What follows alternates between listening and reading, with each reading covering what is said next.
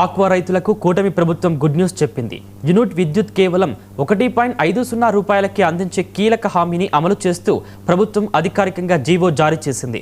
ఈ నిర్ణయంపై హర్షం వ్యక్తం చేస్తూ పశ్చిమ గోదావరి జిల్లా పాలకొల్లులో రాష్ట్ర ఆక్వా రైతుల సంఘం ఆధ్వర్యంలో భారీ బహిరంగ సభ నిర్వహించారు. రాష్ట్రం నలుమూలల నుంచి వేలాది మంది ఆక్వా రైతులు తరలివచ్చారు. ఆక్వా, నాన్ ఆక్వా జోన్ల నిబంధనలను తొలగించి అర్హులైన ప్రతి ఆక్వా రైతుకు విద్యుత్ రాయితీ వర్తింపజేయడంపై రైతులు హర్షం వ్యక్తం చేశారు. CM Chandrababu, deputy CM Pawan కళ్యాణ్కు కృతజ్ఞతలు తెలిపారు.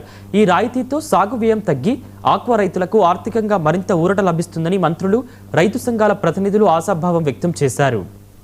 ఈరోజు ఆక్వా ఫీడ్ ధరలున్నాయి. ఇదేదో ఇప్పుడే ఆక్వా రంగం ఈ రాష్ట్రంలో వచ్చినట్టుగా గతంలో ఏ ప్రభుత్వాలు పరిపాలించినదిగా చంద్రబాబు నాయుడు గారు వచ్చారు. ఆక్వా ధరలు పెరిగిపోయాయి.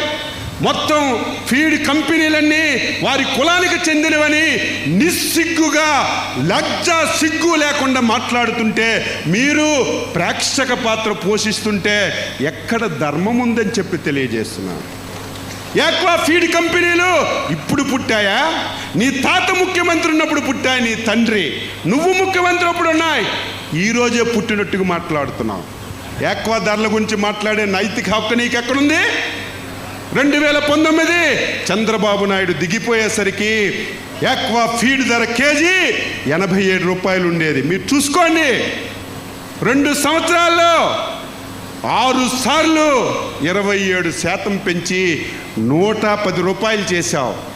ధరలు పెరగకపోయినా ఆక్వా ఫీడ్ ధరలు పెరిగాయి అని చెప్పి నువ్వు ధరలు పెంచావు. మేము వచ్చాం, 5-10 పైసలు వెంటనే తగ్గించాం.